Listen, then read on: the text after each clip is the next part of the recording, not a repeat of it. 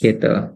Ini hanyalah eh, kondisi terpaksa saja. Wah, kondisi terpaksa karena para pemateri gestar yang bagus-bagusnya tidak bisa hadir, jadi saya menggantikan gitu ya. Jadi mudah-mudahan dengan saya menyampaikan ini Bapak Ibu tidak memiliki ekspektasi yang terlalu tinggi. Nah, ini adalah pertemuan dari pekan lalu ya, by the way. Ini adalah pertemuan dari pekan lalu. Kalau pekan lalu itu kita ngebahas tentang bagaimana caranya menjual public training menggunakan saluran berbayar, ya. How to sell your public training using paid channel. Bagaimana caranya menawarkan sebuah program training gitu menggunakan saluran berbayar, yang mana itu hanya sampai si peserta daftar kan. Nah, malam ini saya kepikiran untuk ngelanjutin aja lah pertemuan dari minggu lalu, yaitu tentang bagaimana orang yang sudah daftar kita kelola sehingga dia bisa daftar lagi atau ngajak orang lain buat daftar. Itulah yang disebut dengan life cycle for public training. Itu yang akan kita bahas di malam ini Bapak Ibu semua.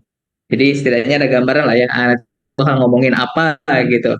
Itu ngomongin apa dan saya yang akan sampaikan di sini mungkin bisa jadi kaitannya dengan strategi dan bisa jadi apa yang disampaikan di sini tidak bisa plek-plek terapin ke semua industri training gitu. Bisa jadi bisa fit ke yang trainingnya kaitannya dengan di bidang manajemen misalkan atau di bidang bisnis lah, di industri di bisnis perkantoran kayak gitu, training-training kayak customer service atau karir kaitannya atau skill mungkin bisa fit. Tapi kalau skill yang lain kayak tiga itu belum tentu ya. Saya juga emang nggak tahu ya kalau itu kayak gitu. Ya kita lihat aja lah nanti. Mudah-mudahan bermanfaat gitu. Siap untuk ngobrol-ngobrol malam ini?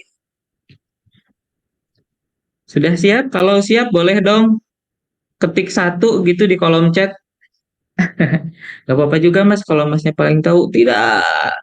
Bisa jadi Bapak Ibu yang hadir di sinilah yang tahu dan saya nanti akan belajar gitu. So, di forum ini tidak perlu menunggu sesi tanya jawab seperti biasa. Kalau ada apa-apa langsung di-cut aja dan disampaikan langsung. It's okay, gitu ya. Terus kalau nanti mau mau sependapat atau tidak sependapat ya, itu juga nggak apa-apa disampaikan aja, dipotong aja nggak apa-apa. Dan tidak perlu menunggu sesi rekaman karena tenang, pertemuan learning talk tidak pernah direkam. Gitu. Oke, baik. Bismillah kita mulai. Bentar, mana ya? Terlalu merendah, Pak. Bukan terlalu merendah, Pak. Memang rendahan, Pak. Sabtu ini ada aja. Oke. Nah, ini kan ya judulnya ya. Kalau nggak salah yang di poster saya lupa ya. Mudah-mudahan benar. Customer Life Cycle for Public Training. Seperti ini adalah saya, Bapak Ibu semua, bagi yang baru ketemu, perkenalkan, nama saya Budiana Dwinata.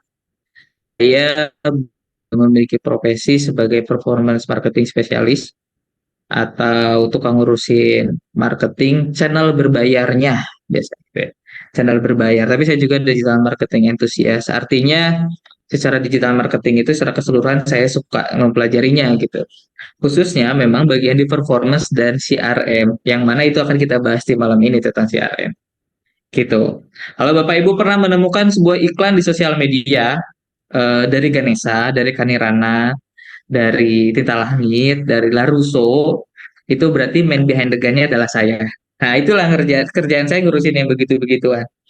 Itu sebenarnya. Nah, memang kenapa sharing di sini? Karena saya berpengalaman dalam memasarkan eh, program-program public training gitu. Jadi mudah-mudahan bisa relate lah ya, gitu ya.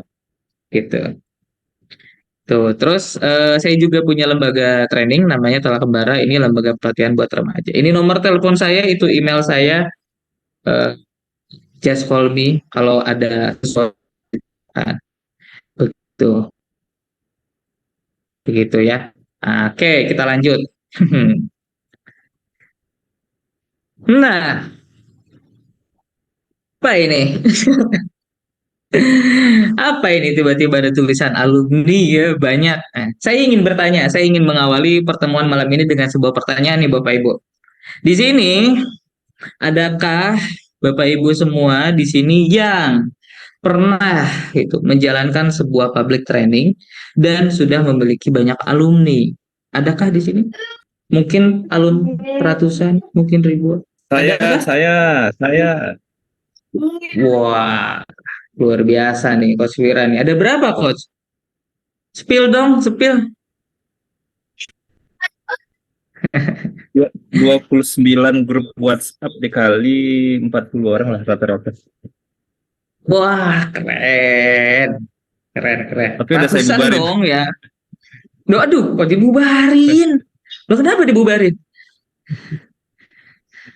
Ya panjang lah ceritanya. Oke, oke. Waduh, dibubarin ya. Oke. Nah, selain Coach Wira di sini barangkali ada yang pernah menjalankan public training kemudian alumninya udah banyak. Ratusan tuh udah banyak loh. Gak harus ribuan, ratusan juga udah banyak loh. Ini juga berapa di foto ini nih? Gak nyampe 100 kayaknya. Kalau dikumpulin banyak loh itu alumni itu. Pertanyaan berikutnya, kira-kira ada nggak sih di sini yang punya alumni banyak gitu ya, udah pernah jalanin public training terus kemudian punya alumni banyak, tapi bingung cara ngelolanya gimana dan akhirnya tidak dikelola, dibiarkan begitu saja. Nah, itu jawabannya yang tadi. Itu juga nggak tahu ya, bingung harus ngelolanya gimana. Aduh, akhirnya para alumni-alumni itu terbengkalai begitu saja. Enggak terbengkalai, maksudnya akhirnya tidak enggak engage lagi gitu dengan para trainernya atau dengan vendor, dengan perusahaan training yang kita jalankan. Akhirnya mereka melupakan begitu saja. Harusnya itu dikelola. Tapi memangnya kenapa sih? Apa sih manfaatnya bisa ngelola alumni itu? Emang apa sih manfaatnya? Boleh dong.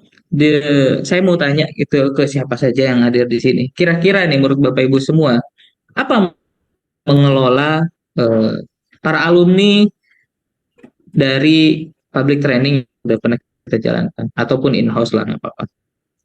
Repeat order, membuka peluang yang lain. Kali ada produk lain yang dijual. Terus nambah relasi. Kalau keluar kota ada temennya banyak lah mas. Hmm, ternyata manfaatnya banyak, Coach Wira. Kenapa tidak dikelola? Bukan nggak Iya, jelas repeat mas. order. Kalau kalau satu Mm-mm. dua tiga grup sih masih kepegang ya. Tapi kalau sudah lebih, Ah, soalnya dari 2014 sampai 2019 sih mas. yes, betul. Agak, Kalau udah sampai ribuan ya, ya. agak bingung juga ya. Betul betul betul. Apalagi kalau ternyata jalan kita sendirian. Waduh, nggak ada tim yang nggak punya cukup SDM yang banyak itu untuk ikut bantuin. Wah, itu makin pusing lagi ya. Ya, ini manfaatnya. Terus tadi kata Coach Wira itu apa namanya untuk relasi gitu ya. Bisa kita jualin produk yang lain atau bisa mungkin dari situ ada peluang-peluang yang baru. Pak. Kita mungkin dapat in-house, kita mungkin dapat rekomendasi, mungkin dapat referral gitu ya. Yang mana manfaatnya itu adalah kita bisa salah satunya nih ya, yang kelihatan lah ya, yang kelihatan setidaknya yang kelihatan. Tentu para alumni-alumni itu kalau misalkan balik lagi riset gitu ya, riset ke training yang kita jalanin atau ngerekomendasiin orang, ngedatengin orang, itu kan berarti otomatis bakal nambah omset dong gitu ya. Yang kelihatan ya ini ya, nambah omset tanpa kita harus mengakuisisi, tanpa ada modal gitu yang harus keluar, tanpa ada usaha karena mereka yang ngedatengin sendiri gitu. Yang mana akhirnya bisnis vendor training ya atau perusahaan training yang kita jalankan atau bahkan kita secara personal itu semakin bertumbuh gitu ya, semakin bertumbuh tanpa harus capek-capek jualan misalkan. Itu salah satunya. Dan banyak hal yang lain. Yang itu impact-nya bisa langsung ketika kita bisa mengelola alumni gitu. Tetapi Bagaimana kemudian caranya bisa mengelola alumni? Nah, untuk bisa mengelola alumni itu memang ada caranya Bapak Ibu semua. Nah, kita perlu tahu caranya. Nah, kabar baiknya itu insya Allah yang akan kita bahas di malam ini. Karena ketika kita mau ngomongin soal bagaimana mengelola alumni, maka kita akan ngomongin tentang bagaimana caranya mengelola hubungan baik nih antara kita, entah itu seorang trainer ataupun perusahaan training itu dengan pelanggan dan menjaga hubungan baik itu. Dan itu tuh bisa disebut dengan, kalau dalam bisnis disebutnya dengan CRM. Nah, pasti di sini Bapak Ibu semua yang eh, trainer-trainer di bidang bisnis ataupun punya bisnis pasti sudah tentu tahu lah ya tentang CRM itu. Apa itu CRM? Eh, Pasti udah pernah dengar lah. Ini mohon izin saya nge-sharing ulang aja ya. So, kita akan kenalan dengan CRM. CRM itu adalah Customer Relationship Management. Kalau di sini, nah di sini kan ini gambar materi di pertemuan yang sebelumnya ya bersama saya ya. Itu. Kalau kemarin itu ada satu sama tiganya itu nyala gitu. Karena kemarin itu ngebahas fokusnya di satu, dua, dan tiga. Ini adalah bisnis model Canvas Bapak Ibu semua. Bagi yang belum tahu, ini saya izin izin mengulang ya. Bisnis model Canvas itu intinya adalah sebuah framework atau cara berpikir bagaimana caranya ya framework kerangka berpikir dalam membedah suatu bisnis proses gitu. Jadi satu itu adalah jadi ngerjain itu mulai dari satu itu siapa customernya, dua itu adalah apa produk yang mau kita berikan. Satu itu siapa customernya dan apa masalahnya. Nomor dua itu adalah solusi apa yang kita berikan atau kelas training seperti apa yang kita berikan gitu. Nomor tiga itu berarti melalui gimana cara jualannya, melalui apa gitu. Dan nomor empat ini CRM. Gimana caranya mengelola mereka biar beli lagi, beli lagi, beli lagi. Atau bahkan bukan hanya sekedar beli lagi tapi menjadi advokat, mengadvokasi, menawarkan gitu kepada yang lain. Itu yang akan kita bahas di malam ini.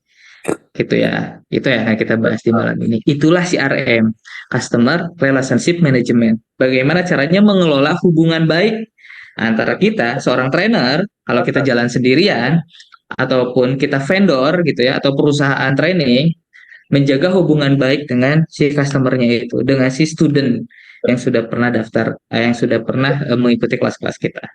Yang mana UUD sih sebenarnya ujung-ujungnya revenue, nanti ujung-ujungnya duit gitu ya ke nomor 5.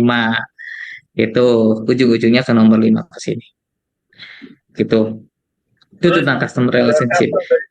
Hadir? Siap? Kenapa, Pak? Ada yang mau ditanyakan? Oh, kepijit mungkin ya. Oke, saya lanjut ya. Oh iya, by the way, kalau ada yang mau ditanyakan langsung aja ya. Feel free. Ini kita mengulang dulu. Nah, fungsinya apa sih? Gitu. Fungsinya apa sih? Customer Relationship Management itu sebenarnya tadi udah saya sempat bahas ya, tapi mari kita coba gali lebih dalam lagi. Di sini ada marketing funnel. Di sini ada corong marketing. Jadi ini seperti yang sudah dibahas di pertemuan lalu, ini adalah corong marketing. Apa itu corong marketing? Ini adalah sebuah gambaran proses berjalannya customer menuju dari awal pertama melihat, dari mulai pertama awalnya melihat program kita hingga akhirnya daftar gitu. Bentuknya corong, dari besar ke kecil, karena memang dari banyak ke sedikit. Ya. Kayak gimana sih contohnya? Contohnya kayak gimana sih gini, misalkan penjelasannya. Awareness gitu. Ada orang yang baru nemu program kita di sosial media. Gitu. Dia baru sadar nemu, program apa nih gitu. Lihat di postingan. Terus akhirnya dia klik. Programnya itu klik gitu. Sama dia diklik dan menujulah dia ke landing page, ke website. Itu berarti orang-orang yang interest tuh, tertarik tuh. Akhirnya di website dia baca-baca. Dia baca-baca gitu ya, penjelasan-penjelasan programnya ke bawah gitu, mau baca semua penjelasan tentang programnya, itu berarti orang-orang yang consideration gitu. Lalu kemudian setelah baca-baca ke bawah gitu, ada orang yang akhirnya ngeklik menghubungi ke apa namanya ke ke WA gitu, menghubungi admin. Itu berarti ada di tahap intent dan menghubungi admin tuh. Nah, udah menghubungi admin, dia nanya-nanya tuh programnya seperti apa. Oh, nanya-nanya banyak berarti dia sedang mengevaluasi. Akhirnya dia memutuskan untuk daftar purchase. Biasanya jumlahnya itu dari banyak ke kecil. Dari awareness orang yang nemu postingan kita ribuan gitu, sampai tapi yang interest sekian persennya, terus yang mau baca info produknya, baca-baca consideration itu sekian persennya gitu, ada yang menghubungi ke WA sekian persennya, yang daftar sekian persen gitu, makin sedikit makin sedikit makin sedikit. Ini yang kita bahas kemarin kan, akhirnya gimana caranya bisa mengakuisisi peserta gitu, mendatangkan peserta mulai dari dia baru ketemu programnya hingga akhirnya daftar gitu ya, menggunakan saluran berbayar. Nah, lantas di mana fungsi CRM gitu? Di mana fungsi Customer Relationship Management? Yaitu adalah di sini, boy. Tadeu. Nah, funnelnya nambah lagi ke bawah. Ternyata kalau udah ngomongin customer relationship, funnelnya bertambah nih ke bawah. Tambah banyak ternyata. Nah, fungsinya eh, CRM itu gitu ya. CRM itu fungsinya adalah pertama ini adalah tentang bagaimana kita mendesain memastikan keberlanjutan peserta terhadap selama berhubungan dengan bisnis kita gitu, dengan perusahaan training kita ataupun dengan diri kitanya sendiri kalau kita nggak ada bisnis ya. Itu di sini berkelanjutan fungsinya kita memastikan delivery-nya ini bagus, dia mendapatkan good experience gitu ya. Terus memastikan dia ada aktivitas di kolam alumni-nya agar dia balik lagi hingga dia bisa riset training, mengikuti training-training yang lainnya. Terus kemudian pada akhirnya puncak tertingginya adalah dia mau mengadvokasi gitu. Jadi advokat, jadi fanboy gitu ya. Jadi Apple fanboy, jadi pendukungnya gitu, jadi pendukung yang akan membela di sosial media gitu, menyebarluaskan, jadi sebuah paham, waduh, jadi sebuah paham menyebarluaskan tentang training-training kita gitu. Itu adalah seorang advokat. Apa disuruh gitu. Kalau Bapak Ibu ngelihat seperti apa itu advokat, pengen tahu seperti apa itu advokat, mungkin bisa dilihat seperti orang-orang yang dengan sukarela nge-review produk Apple gitu, atau dengan bangganya gitu ya nge-review produk Apple, padahal nggak dibayar loh, atau dilihat-liatin gitu. Lagi di jalan dilihat-liatin gitu ya, atau lagi di kafe dibuka MacBooknya padahal mah nggak nyalain apa-apa gitu, karena ini apa menunjukkan gitu kan. Dan mau merekomendasikan ke orang-orang, ini loh ini bagus banget, padahal nggak dibayar nggak apa-apa. Nah, itu tuh advokat tuh kayak gitu. Itu wah, tentunya bagus banget kan kalau ternyata si bisnis kita, si lembaga training kita itu bisa sampai, si pesertanya bisa sampai kayak gitu. Dan itu harus, dan itu ada caranya dengan cara mendesain eh, nanti yang akan dibahas di malam ini, yaitu eh, customer life cycle gitu di public training. Nah, tapi sebelum ke sana, saya mau tanya pengalaman Bapak Ibu semua. Pernah nggak di sini yang eh, pernah ngalamin, adakah Bapak Ibu yang pernah ngalamin ikutan sebuah training gitu ya, public training. Ikutannya mungkin udah 2 atau 3 tahun yang lalu, tapi sampai saat ini masih terhubung dengan sangat baik dengan para pesertanya, dengan pengelola trainingnya. Ada nggak yang kayak gitu? Pernah nggak ikutan sebuah trainingnya training publik, itu bukan in-house, mungkin udah bertahun-tahun lalu, tapi sampai saat ini masih berhubungan dengan baik dengan para peserta yang ikutan pada waktu itu seangkatan. Ada nggak yang ngalamin itu? Wah, Pak Sabto belum ada ya. Wah, yang lain adakah yang pernah ikutan training online atau offline gitu, terus kemudian sampai saat ini masih terhubung? Tidak ada kah? Wah, kalau gitu masa masa tidak ada vendor training yang menjalankan CRM-nya? Waduh, pernah bahkan sebaliknya. Maksudnya gimana tuh, Kos Fira? Boleh dong cerita?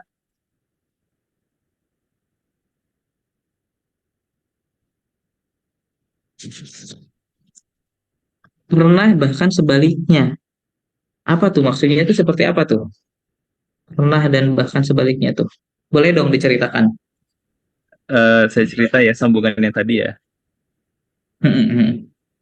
Jadi ceritanya setelah grup yang banyak tadi itu saya delete kan, karena dipikir nggak efektif lagi. Akhirnya saya selektif tuh, milih grup alumninya. Eh, Hmm, saya selektif, milih yang benar-benar jadi target saya. Dan oke. akhirnya dari 2019 sampai hari ini, itu udah repeat order kemana-mana dibuatnya. Eh, Perusahaan tepatnya. Itu yang dari sisi sayanya ya. Oh, Dulu pernah juga pakai mm-mm, kirim email kan, buat beginian, CRM ini. mm-mm, Dan itu ngefek. mm-mm. Cuma Oh, oke. eh, saya stop aja. Pas saya butuh, saya pakai.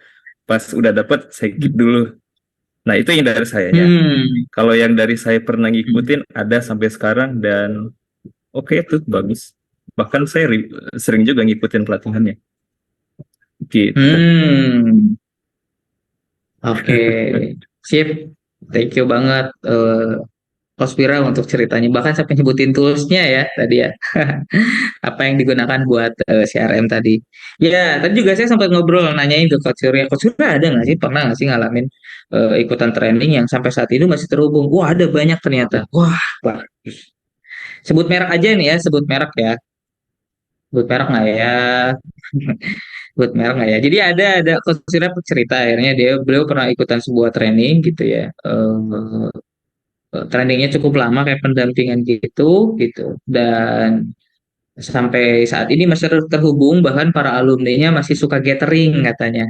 Masih suka gathering. Saat ini tuh harusnya lagi gathering kalau saya lihat. Entah di Bekasi ataupun di Jakarta. Cuman beliau nggak datang gitu.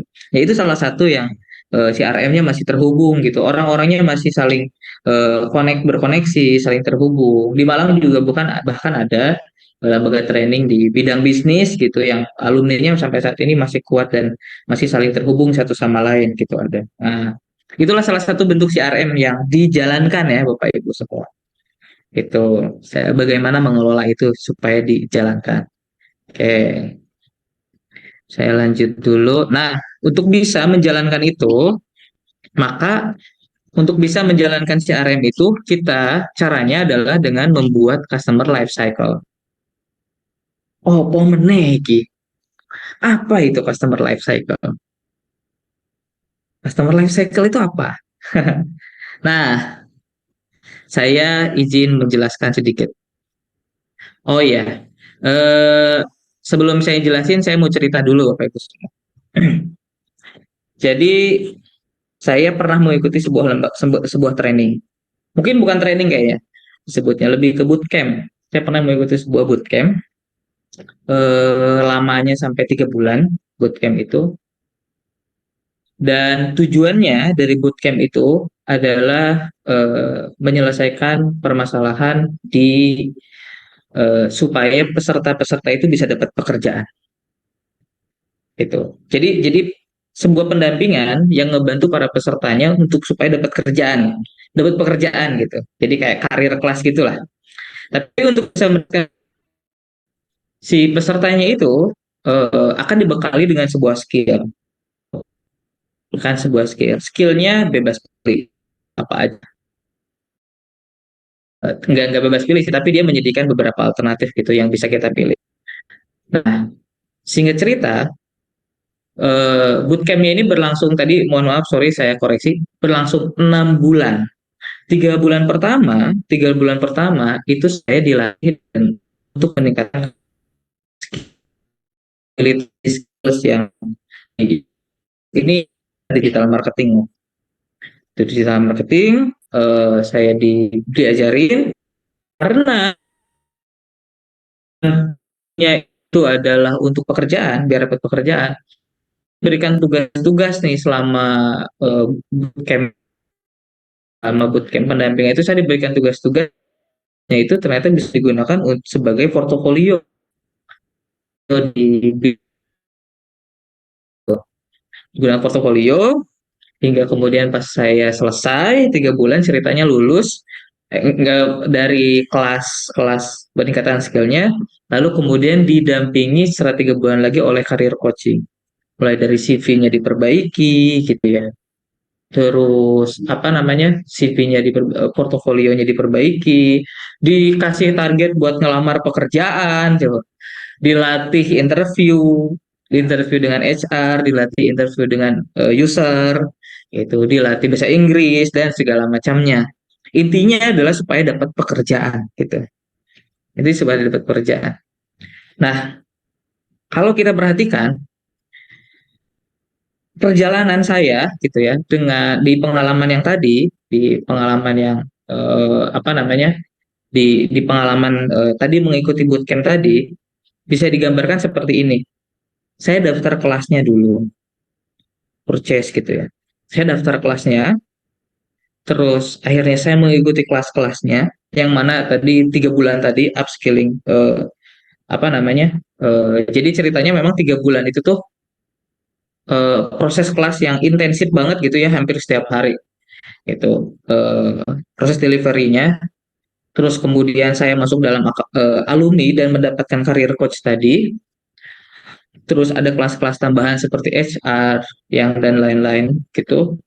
Terus kemudian akhirnya saya dengan sukarela plus ada enggak, apa ya, mungkin tawaran sih, lebih tawaran untuk mereka orang lain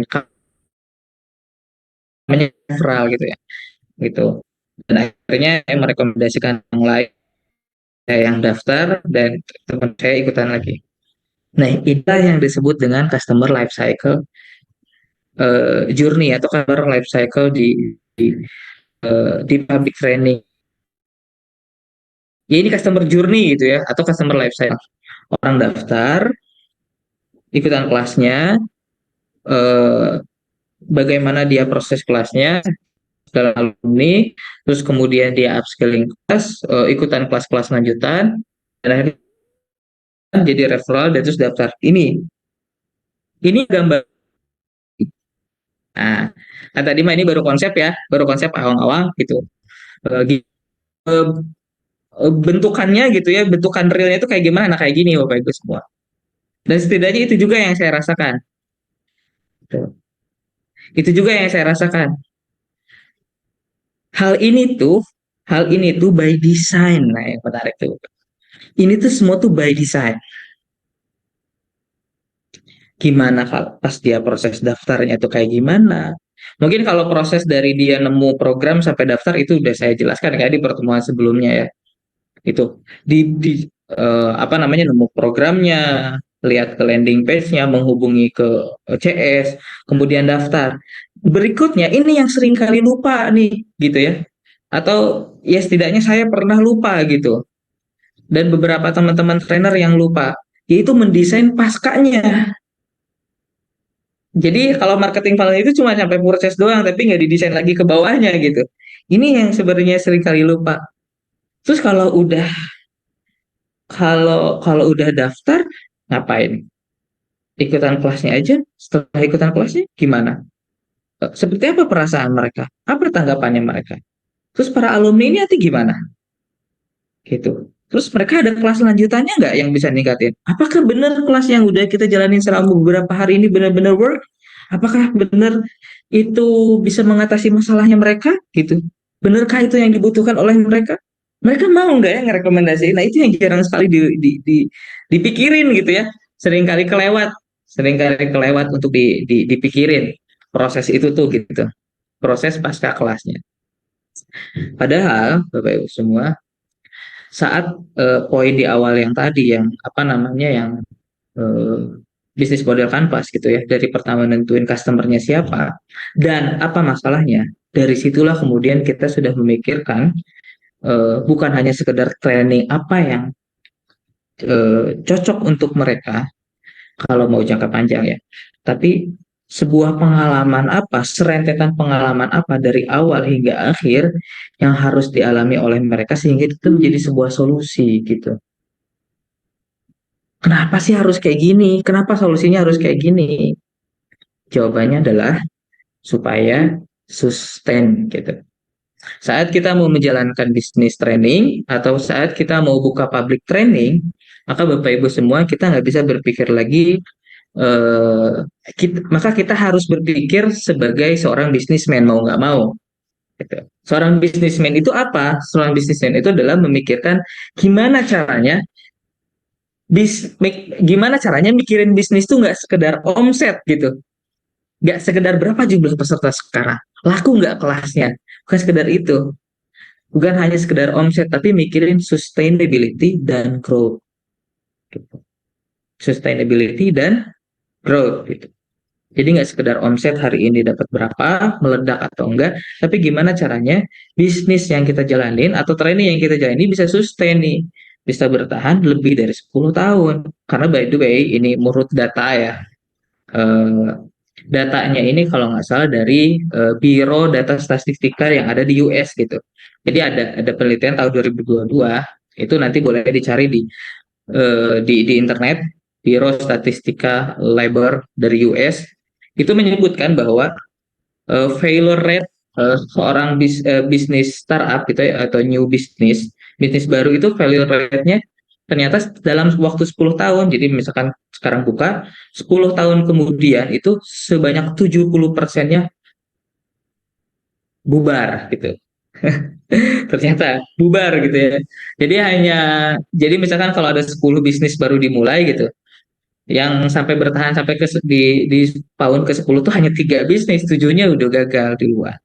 Di tahun pertama 20% gitu, dan tahun ke-10 itu 70%. Berarti duanya itu udah gagal. Kok nggak sustain kayak gitu?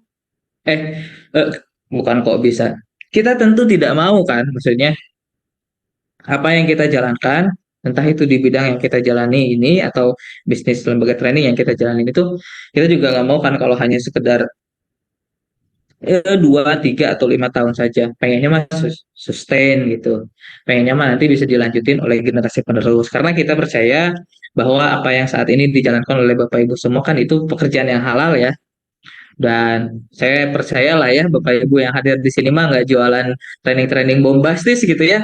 Jangan, jangan ya. Jangan, dan saya percaya lah enggak lah ya. Berjualan training-training bombastis kayak orang umum kayak gitu. Tahu nggak orang? Atau kemudian penipuan gitu kan, enggak ya, tapi semuanya ingin menjual dengan suatu hal yang halal, dan itu juga kebaikan, solusi juga untuk permasalahan audiens ya, tentunya akan sangat bagus kalau itu bisa sustain, bisa berkelanjutan. Nah, maka untuk bisa berkelanjutan gitu, kita harus berpikirnya seperti seorang bisnismen nih, gimana caranya yang kita jalani ini sustain gitu, sustain. Maka untuk bisa sustain itu, ya kita harus memikirnya secara utuh, artinya Nah, tidak hanya sekedar mengakuisisi peserta, tapi bagaimana caranya kemudian menjaga peserta itu dan menjadi sebuah ekosistem. Nah, itu sebenarnya intinya. Bagaimana kemudian customer life cycle ini menjadi sebuah ekosistem. Itu yang akan kita bahas di slide-slide berikutnya. Gimana sih, Kak? Oke, saya setuju. Oke lah, saya setuju untuk harus membuat customer life cycle ini. Pertanyaannya, gimana cara buatnya? Itu kan yang ditanya-tanyakan. Sederhana saja. Ini cara sederhananya. Ini in a simply way. Cara sederhana membuat customer life cycle itu adalah dengan cara menjawab 5 pertanyaan ini, Bapak Ibu semua. Tadi kan ada per stage, ya, ada tahap-tahapan kan. Nah, ini ada tahap-tahapan kan.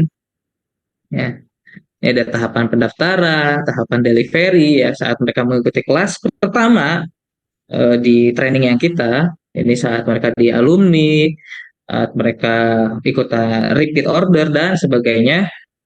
Coba di setiap tahapan itu eh, jawab pertanyaan ini. Apa yang customer alami di tahap ini? Kayak tadi, delivery. Mereka harus ngalami apa aja? Yang mereka alami itu apa? Yang mereka harus dapatkan itu apa? Itu. Terus yang kedua adalah pada tahap itu, apa yang harus mereka rasakan atau harus mereka pikirkan? Itu pernah nggak mikirin ke sana? Apa yang harus mereka rasakan? Atau mungkin sesederhananya sebenarnya Bapak Ibu kan suka ini ya, bikin evaluasi gitu ya. seberapa senang rate dari 1 sampai 5 gitu dengan kelas ini kayak gitu kan. Coba deskripsikan apa yang kamu dapatkan. Nah, itu juga sebenarnya kan bagian dari apa namanya, selain mengukur keberhasilan training ini benar atau enggak, mengevaluasi. Sebenarnya itu juga kalau dari segi sudut pandang marketing ya, ini proses delivery-nya lancar atau enggak, gitu, benar atau enggak, sesuai dengan yang didesain atau enggak. Jadi kita harus bisa harus tentukan dulu apa nih yang harus customer alami di tahap ini. Maksudnya tahap ini tuh tadi ada beberapa tahap ya, ada beberapa tahap, entah itu di awareness, di consideration, di saat kelas atau saat mereka jadi alumni, saat mereka ikutan kelas lagi, mereka tuh harus ngalamin apa? Mereka tuh harus, itu yang pertama. Yang kedua, mereka tuh harus merasakan apa? Apa yang harus, perasaan apa yang harus dimiliki oleh mereka? Atau mereka apa yang terbersit di pikiran mereka tuh harus seperti apa? Itu itu poin kedua. Coba dijawab. Yang ketiga adalah apa action yang harus mereka lakukan setelah tahap ini? Jadi tadi kan habis tahap kelas ya. Habis ini mereka harus melakukan apa? Yang kaitannya dengan bisnis tentu. Mereka harus melakukan apa? Actionnya setelah tahap ini. Nomor 4, bagaimana cara customer melakukan action tersebut? Jangan sampai nih setelah kelas itu mereka harus bisa ikutan kelas lagi. Cara ikutan kelas itu gimana gitu loh.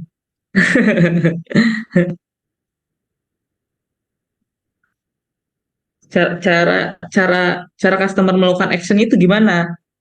Nah, ini misalkan nih, eh, saya coba kasih contoh ya. Saya kasih contoh dari yang pertama. Apa yang customer alami di tahap ini? Ini contohnya gitu ya. Ini contohnya. Tahapnya yang saya ambil contoh di sini adalah tahap mereka sudah menjadi alumni, misalkan, dan mereka udah selesai nih kelasnya, mereka selesai. Apa yang customer alami di tahap ini? Customer mendapatkan invitation untuk masuk ke grup alumni, misal ya, atau sebelum masuk invitation, customer menyimak gitu ya, menyimak tentang adanya grup alumni dan seperti apa manfaat dari grup alumni tersebut. Itu yang dialami. Itu yang dialami. Terus yang kedua adalah apa yang customer rasakan atau pikirkan di tahap ini. Misalkan customer harus punya pemikiran bahwa saya harus memanfaatkan grup alumni itu, misalkan ya, yang dipikirkannya. Karena itu bisa meningkatkan skill saya di bidang ini. Itu yang customer harus rasakan. Artinya untuk menuju sana kan nanti kita bisa mikirin berarti apa yang harus kita lakukan gitu ya.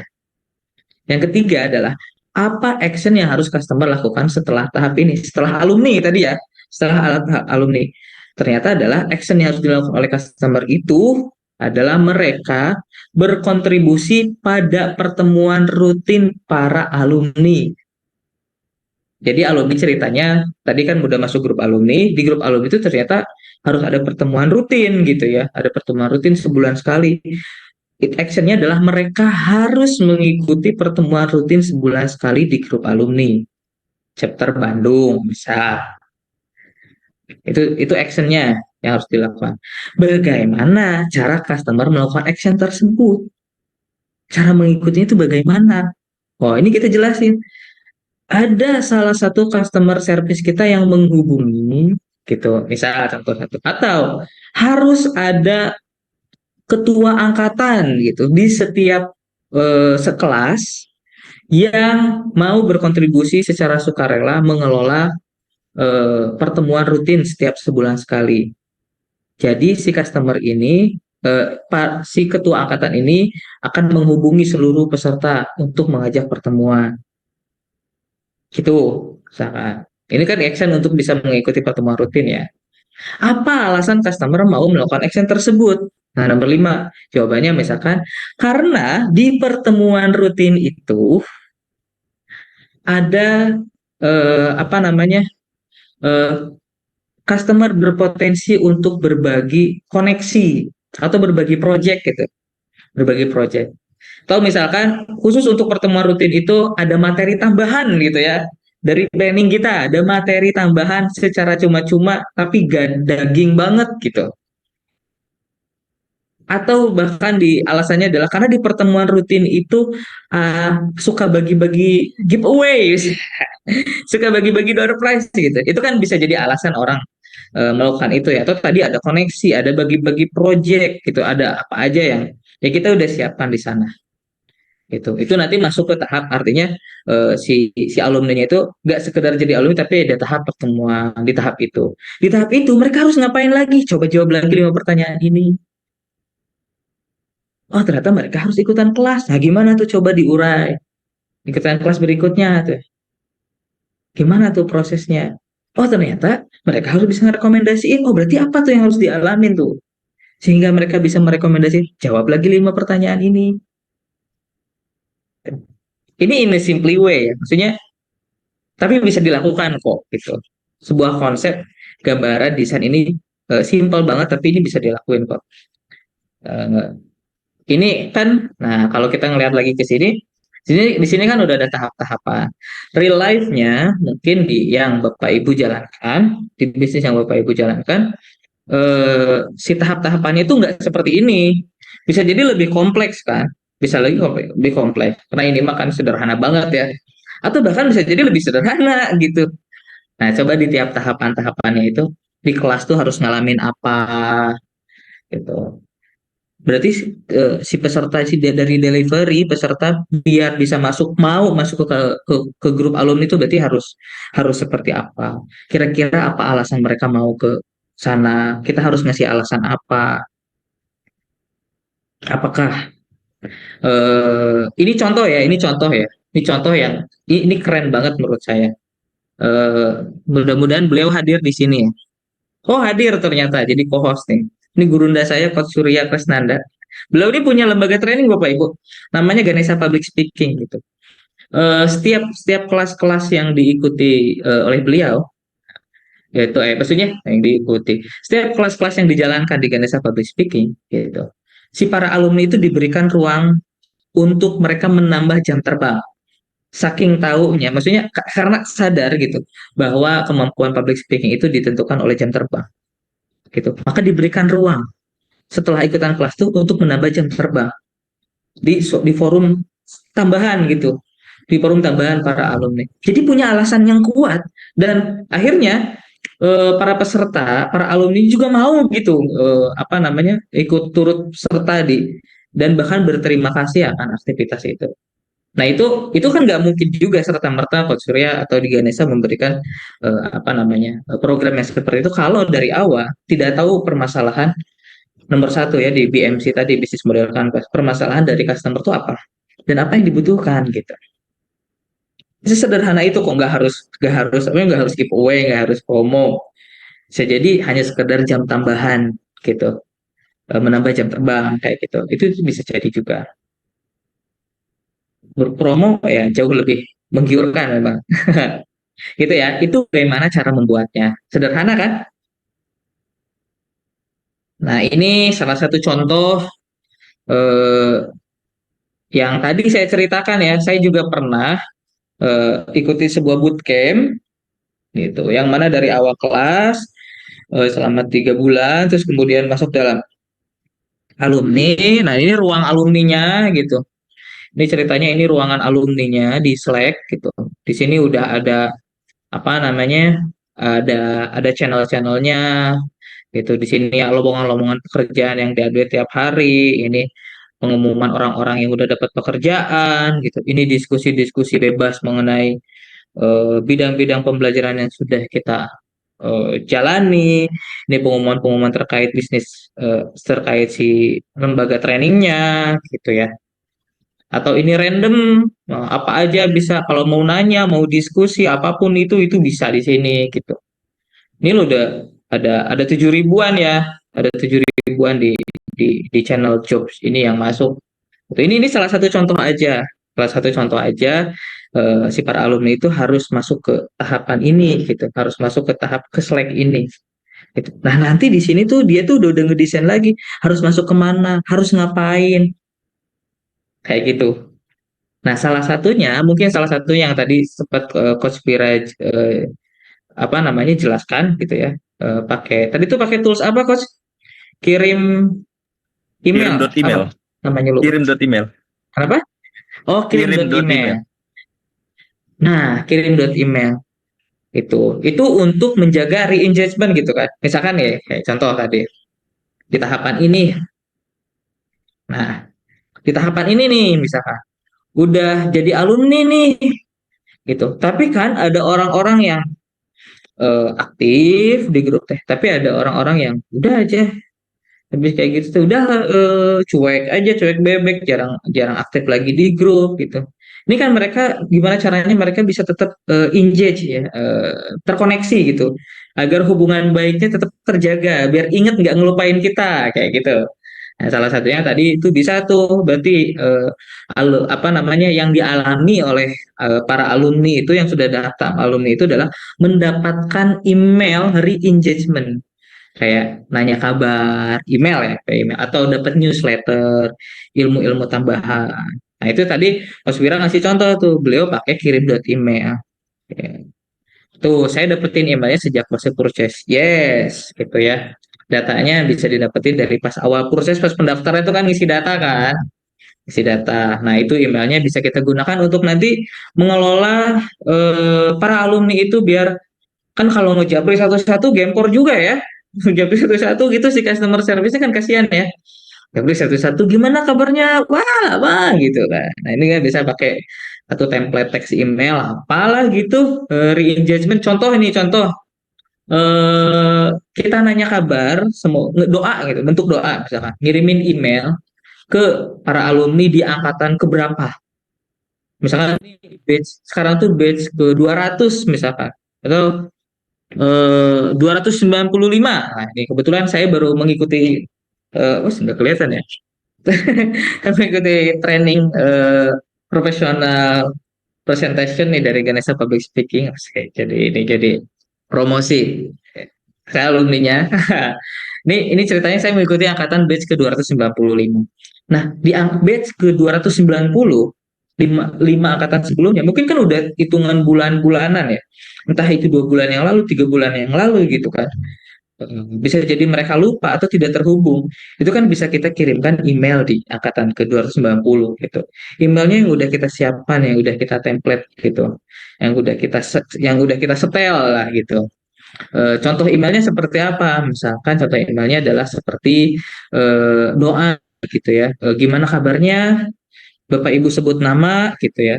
Kalau udah disiapin ya Bapak Ibu sebut nama gimana kabarnya mudah-mudahan sehat selalu dan semoga itu pernah dipelajari kelas angkatan sekian masih bisa tetap diaplikasikan dan terus dipraktekkan di keseharian gitu misalkan. Kalau ada yang atau jadi lupa boleh kok tanyain langsung ke apa customer service atau gratis resit gitu ya gratis ikutan lagi kelas ini gitu yang insya Allah akan dilaksanakan pada tanggal segini gitu ya tanpa harus membayar biaya spesial pun gitu mudah-mudahan bisa ketemu lagi rindu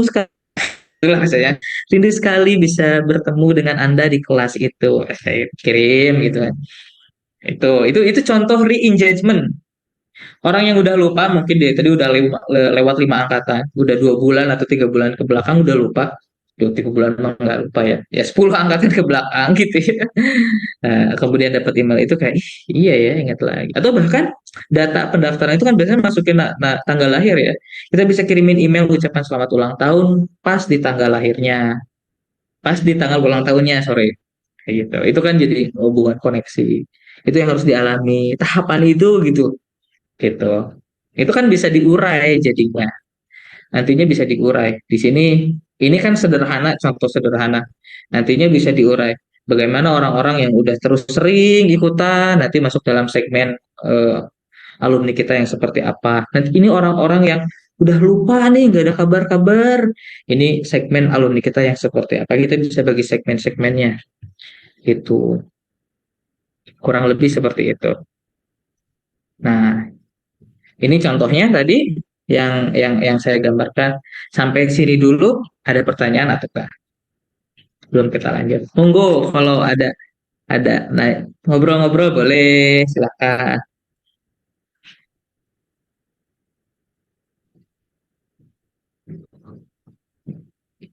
Kita jeda dahulu gitu ya. Tadi eh, kita udah sedikit mengulas gitu ya. Kita bahas tadi tentang kalau ngomongin alumni, ngomongin gimana caranya alumni itu bukan hanya sekedar riset ikutan kelas lagi, tapi kemudian dia bisa jadi seorang advokat. Berarti itu kita sedang ngomongin tentang CRM, Customer Relationship Management. Itu yang tadi kita bahas. Kalau di BMC itu nomor 4. BMC itu bisnis model canvas ya, yang tadi framework bisnis atau kerangka berpikir bisnis gitu ya. Membedah suatu bisnis itu bisa pakai bisnis model canvas gitu. Nomor satu siapa customernya, apa apa masalahnya. Nomor dua itu solusi yang kita berikan atau yang produk yang kita berikan. Nomor tiga gimana cara ngejualnya. Nomor empat gimana cara menjaga mengelola mereka biar mereka balik lagi tetap terhubung sama kita dan itu bisa jadi tambahan revenue gitu. Itu customer relationship management. Kita udah ngebahas tentang fungsinya ya, ada fungsinya di sini. Ternyata itu bukan memikirkan bisa apa namanya, memikirkan si customer bukan hanya sekedar dia daftar, tapi after kelasnya itu harus seperti apa pengelolaannya ya. Ini contoh life cycle-nya secara sederhana kita udah belajar itu, dan kita juga udah tahu cara membuatnya itu gimana, pertahapan sederhananya seperti ini gitu. Ini contoh yang saya tunjukkan, suatu kolam alumni ya, suatu kolam alumni ada channel-channelnya kayak gitu. Dan ada pertanyaan silakan. Nah, Mas Wira ini saya dapetin email sejak pas purchase Mas dan pakai Givom. Ya, betul. Bisa pakai pas purchase atau barangkali Bapak Ibu pakai teknik lead generation gitu ya. Maksudnya ngumpulin dulu, memperbesar kolam, ngumpulin lead. Di situ juga udah kita bisa dapat emailnya, bisa kita follow up kita bisa manfaatkan di kemudian manfaatkan. Bisa kita follow up di lain waktu itu bisa gitu. Database email itu. Dari yang saya jelaskan barusan, ada yang apa ya, bingung nggak tuh itu? Atau kebayang? Atau gimana? Belas atau jelas nih? Jelas apa belas nih?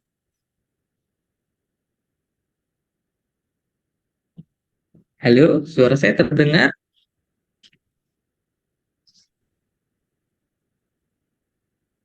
Apakah saya berbicara sendiri takutnya? Halo, suara saya apakah terdengar? Boleh Terdengar merespon? kok. Terdengar ya? Oke. Nah, oh jelas. Oke, Mas Fira ya. Paling penting punya alumni dulu. Itu sudah kita, ya betul, betul, betul, betul, tapi betul.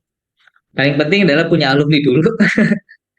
Nah, nggak bisa jalan ya tadi customer life cycle-nya ya kalau nggak punya alumni. Tapi setidaknya itu kita bahas di pertemuan sebelumnya tuh, gimana caranya mengakuisisi customer biar dapat alumni. Salah satunya menggunakan channel berbayar. Gitu. Ternyata semuanya by design. Gitu. Semuanya by design, dan itulah yang membuat saya sangat tertarik dengan digital marketing. Semua by design dan semuanya terukur gitu. Kelihatan angkanya, kelihatan angkanya, yang awareness berapa, yang tertarik berapa, yang hubungi ke WA berapa, yang daftar berapa, yang jadi alumni berapa gitu, yang beli lagi berapa, itu, yang kabur berapa, itu tuh bisa kelihatan. Itu yang hal yang keren sekali menurut saya. Siap, Mas Ismail, silahkan Assalamualaikum, Kang Budiana. disampaikan. Waalaikumsalam. Kapan kan aman nggak ya? Gimana? Nah, Kang, mau nanya nih Kang, kan yang ikut training gitu ya, itu kan memang ada yang apa ya dibilang, terutama gini, yang kiriman gitu loh Kang. Jadi bisa jadi in-house gitu ya. Kalau in-house udah jelas lah ya, mereka di apa namanya, dikirim oleh sebuah perusahaan, bukan dikirim lagi ya, bahkan kitanya yang diundang ke sana gitu kan. Atau memang publik yang mereka ya cuman dikirim aja sama company-nya gitu, dan motivasi mereka peserta ini ya mengikuti training itu karena dikirim. Ya ada juga sih yang dikirim terus dia jadi semangat. Ya itu kita simpan lah ya, itu mah masuk kategori yang sama-sama juga dengan mereka inisiatif sendiri gitu ya. Nah, biasanya kan kalau yang inisiatif sendiri atau yang tadi jadi semangat, itu kan ya ikut grup alumni, ikut segala macam. Mereka nih ya ketertarikannya untuk lebih aktif tuh potensinya lebih gede lah.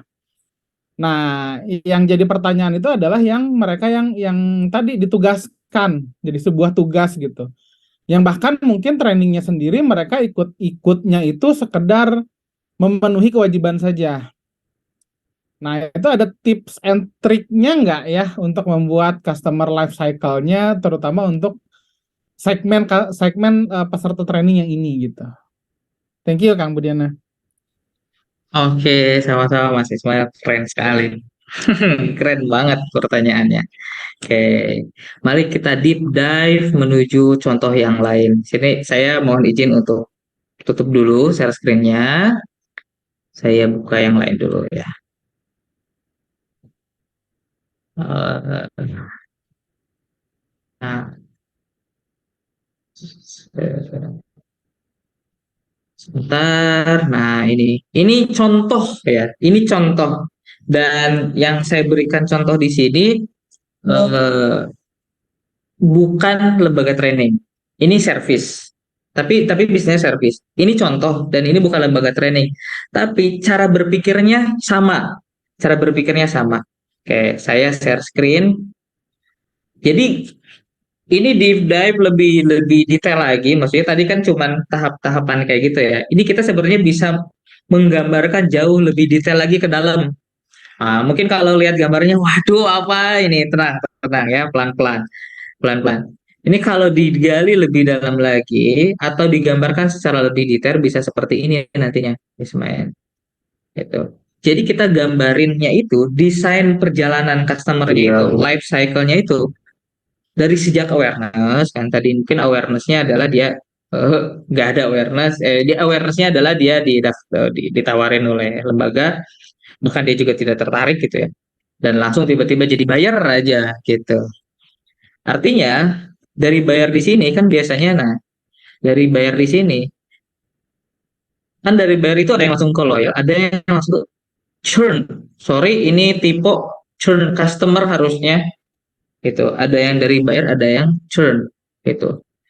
Nah, maka kita harus gambarin lagi untuk yang loyal. Jadi nanti bikin dua jalur gitu. Di sini tuh harusnya ada dua jalur ya.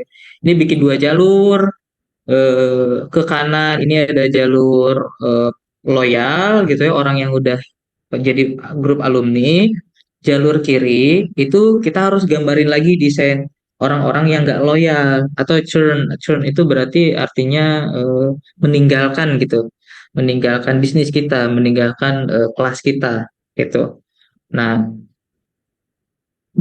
ada beberapa fase kan pastinya sebelum churn itu. Apakah itu dia dari awal di kelasnya itu tidak tertarik gitu ya. Nah, berarti orang-orang yang seperti itu kita kita siapin juga tuh harus seperti apa tuh orang-orang, kan ada ya misalkan ikut ikut trainingnya teh lama gitu 2 bulan, ada yang memang benar-benar aktif, ada yang ini orang nggak ada hadir sama sekali ini gitu, ada yang nggak hadir sama sekali. Kalau kita memang udah disiapin dari sejak awal untuk bisa menangani orang-orang yang seperti itu, misalkan kita nyiapin orang tambahan gitu, SDM tambahan, kayak kalau di sekolah mah kayak BK gitu, secara khusus menangani orang-orang yang bermasalah, orang bermasalah, orang-orang yang kurang aktif, kurang tertarik di kelas gitu, dari sejak di kelas misalnya dari fasenya itu, apa yang harus dia alami di fase kelas. Kita gambarkan tuh tadi menggunakan 5 pertanyaan tadi. Dia harus dihubungi oleh tim SDM kita, ditanyai apa kehambatannya, apa kesulitannya, apa motivasinya gitu misalkan, apa yang kira-kira bisa dibantu, pahamnya di sebelah mana gitu kan. Oh ternyata dia ada yang kan dari sini tuh ada yang balik ke sini lagi gitu ya. Ya, anggap saja ini adalah kelas, anggap saja ini kelas, ada yang balik lagi ke kelas, jadi loyal customer, jadi tertarik gitu ya. Ada yang ke tetap ke kiri, tetap menghilang gitu. Nah, orang yang menghilang itu bisa kita hubungi melalui misalkan tadi melalui email, yang penting yang tidak mengganggu gitu ya. Kita melalui email, we miss you. Pernah nggak kok Mas Ismail kayak udah lama nggak buka aplikasi Tokopedia misalkan, aplikasi si hijau, sorry sebut nama, terus kemudian udah sekitar 1 bulan gitu nggak buka-buka, tiba-tiba dapat email atau push notification, tiba-tiba muncul pemberitahuan di HP, ting dong gitu, we miss you, kemana aja kayak gitu, atau udah makan belum gitu. Itu kalau di aplikasi ya, itu salah satu tuh bentuk push notification biar mereka nggak churn, biar mereka nggak lompat, mereka balik lagi, biar mereka nggak sampai uninstall kalau di aplikasi. Kalau ini kan ya kita nggak uninstall juga ya, berarti ya di beberapa bulan kita hubungi, kita kasih info tambahan, ilmu tambahan, terus setelah itu beberapa hari kemudian itu seminggu kemudian kita kasih newsletter tambahan. Tapi kalau nggak ada juga, yo nggak apa-apa, lupakan saja. Kalau apa seperti itu ya, memang ya begitulah gitu. Selalu ada kalau di customer di CRM, ini contoh ya, ini contoh contoh desain apa namanya? Sorry kalau agak membingungkan. Ini contoh automation campaign, ini contoh email. Ini email. Jadi orang-orang yang sudah mendaftar kayak gitu, terus kemudian menghilang gitu, terus menghilang. Mereka tuh kita follow up pakai email apa namanya? Email eh, pakai email otomatis gitu. Nanti tunggu berapa hari pakai email, nanti tunggu berapa hari kita minta mereka ngisi form gitu, form survei, apakah kamu merasa puas atau enggak. Kalau enggak puas, coba minta masukan kayak gitu. Kalau dia nggak ngebalas juga, udah aja ini ada poin di terakhir, remove from workflow gitu. Sudah abaikan, berarti memang itu seseorang yang harus kita lupakan lah, buang-buang energi gitu. Akan selalu ada memang yang seperti itu. Gitu ya. Ini kalau via email gitu ya. Ini kalau via email. Ini contoh workflow-nya agak membingungkan ya. Mohon maaf ya. Begitu. Itu contohnya Mas Ismail. Kayak gitu. Jadi kita seperti itu bisa bisa pelan-pelan. Biasanya sih di akhir diminta buat isi form ya. Kalau udah benar-benar hilang banget, kita bisa minta isi form untuk minta masukannya. Kalau ada yang kurang bisa diminta masukannya, apa yang kurang yang harus kami perbaiki gitu. Kayak gitu kan, mereka bisa jadi mereka lari itu, mereka pun ya mereka didaftarkan Bang. Tapi ternyata pas ikutan kelasnya memang bete banget gitu, trenernya tuh ngeselin gitu, misalkan tuh ngajarnya tuh nggak nyaman, tapi mereka memendam itu. Nah kalau kita mendatangi mereka yang seperti itu, yang emang kok ini hilang, kok abai dengan form gitu, dengan minta masukan, itu biasanya kadang ada yang apa namanya, oh ini kesempatan nih, tak kasih lah semua pendapat-pendapat saya tentang itu, udah dikasih pendapat, kita ngucapin terima kasih sambil ngasih promo misalkan, ngasih promo gratis 50% atau diskon 50% untuk riset di training kita. Itu berarti ada yang tertarik ya, ada yang gitu. Tapi kalau enggak ya sudah, lupa saja, remove from workflow gitu. Kayak gitu Mas Ismail, mudah-mudahan menjawab ya. Boleh saya tambahin? Menjawabkah? Boleh, boleh, silakan. Mas Yura, monggo. Ini sharing pengalaman aja terkait pertanyaan Mas Ismail tadi ya.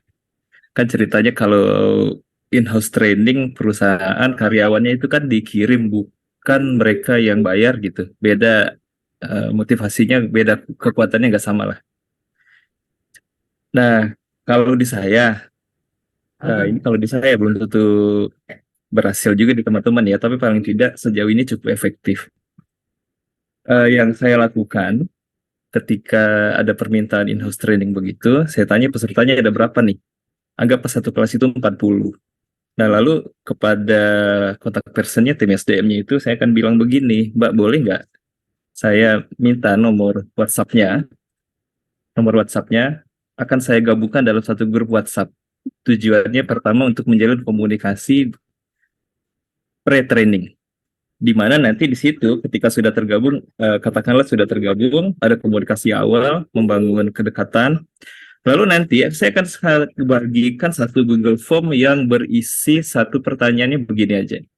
Apa satu tantangan terbesar yang ingin Anda atasi dengan mengikuti training ini?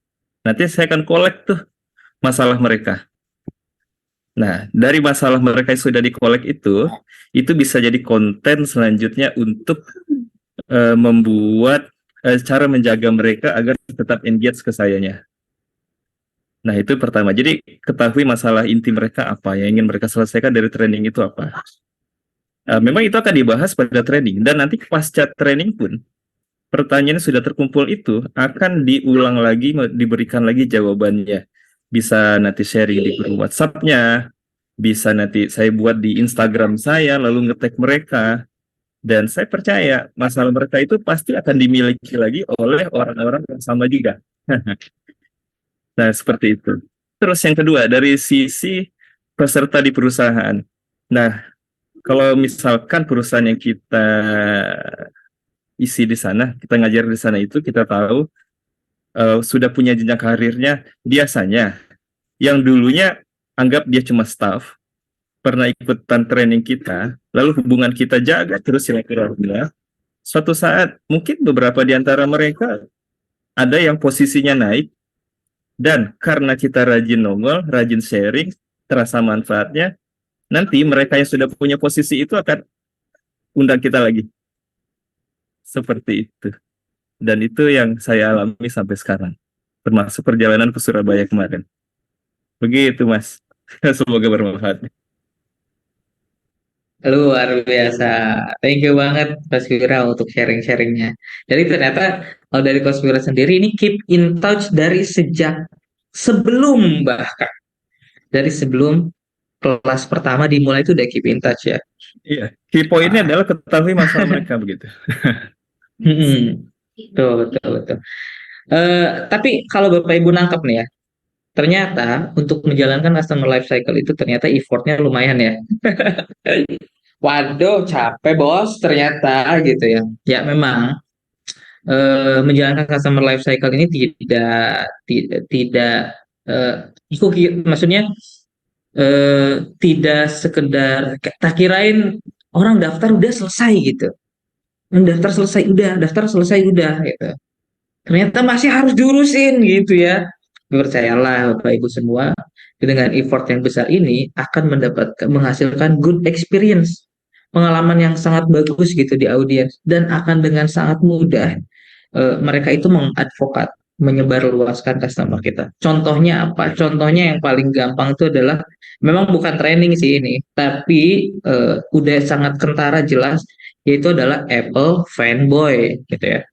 Para fanboy gitu, fans beratnya produk Apple gitu kan, ada ya disebutnya Apple fanboy gitu, orang-orang yang udah sangat kayaknya tuh kalau Apple-nya dihina tuh dianya yang nyerang gitu, padahal harusnya brandnya ya yang dianya yang nyerang, kayak fans gitu kan. Terus sampai orang berbondong-bondong kalau ada yang baru tuh dikejar, harus dapet kayak gitu. Terus kayak orang bangga banget gitu kan, dapet kayak pride banget gitu. Mereka menggunakan Apple tuh. Itu tuh tidak mungkin terjadi begitu saja Bapak Ibu, kalau tidak by design. Dan itu juga tidak mungkin terjadi begitu saja kalau memang produknya itu jelek gitu, nggak mungkin. Tapi pasti mereka mendapatkan pengalaman yang sangat luar biasa saat menggunakan Apple. Nyatanya memang beberapa yang saya kenal yang sebelumnya tidak pernah menggunakan Apple tapi kemudian menggunakan produk Apple, mereka juga move on gitu. Karena ternyata senyaman ini, sebagus ini gitu. Jadinya wajar. Orang banyak fanboynya gitu, entah itu ekosistem yang ada di dalam Apple-nya, iOS-nya dan sebagainya. Itu contoh aja gitu ya. Effortnya memang besar, tapi itu tuh akan jadi sebuah bola salju menggelinding, dan kita akhirnya nggak perlu jualan kalau udah segede gitu. Maksudnya iklan Apple gitu, karena udah menggelinding, mereka sendiri yang menyebarkan. Tapi ya capek di awal tentu tuh. Nah, karena kalau itu terus dilakukan kan nanti mah bisa jadi ada SDM ya yang ngebantu yang ngelakuin gitu nggak sendirian kan. Nah itu dilakukan itu kan nantinya jadi sebuah brand ya. Brand itu kan apa sih istilahnya brand itu? Artinya brand itu persepsi ya. Persepsi yang ada di masyarakat tentang lembaga training kita begini nih persepsinya gitu. Ya persepsi di orang lain gitu. Ini mah benar-benar dijagain lah gitu. Ini benar-benar diurusin lah, benar-benar diperhatiin lah kayak gitu kan. Itu persepsi itu brandingnya. Ketika branding itu semakin kuat ya nantinya berjalan sendiri gitu. Memang bakal capek di awal. Tuh, tuh. Thank you Coach Wira dan Mas Ismail untuk pertanyaannya. Ini dari Mas Taruna nih. Jadi memang paling bagus itu punya lembaga atau bergabung ke lembaga, Kang. Semua ini kerjaan yang mustahil dikerjakan sendiri. Bisa jadi di sini ada yang masih sendiri, bukan? Bukan. Gimana maksudnya? Kok Mas Taruna boleh coba?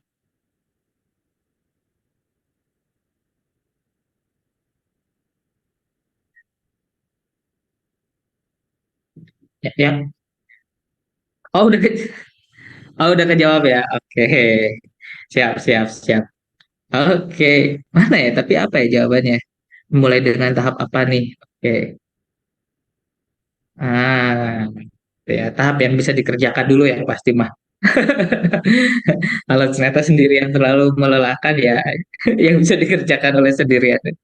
Iya, mulai dari eh, iya betul. Jadi gini, gitu ya. Terus setidaknya bisa dari hal yang kecil. Yang penting mah gimana menjaga hubungan gitu. Gitu sih. Oke. Ada lagi yang mau ditanyakan? Nah, saya mohon izin ini eh, saya share sekali lagi ya.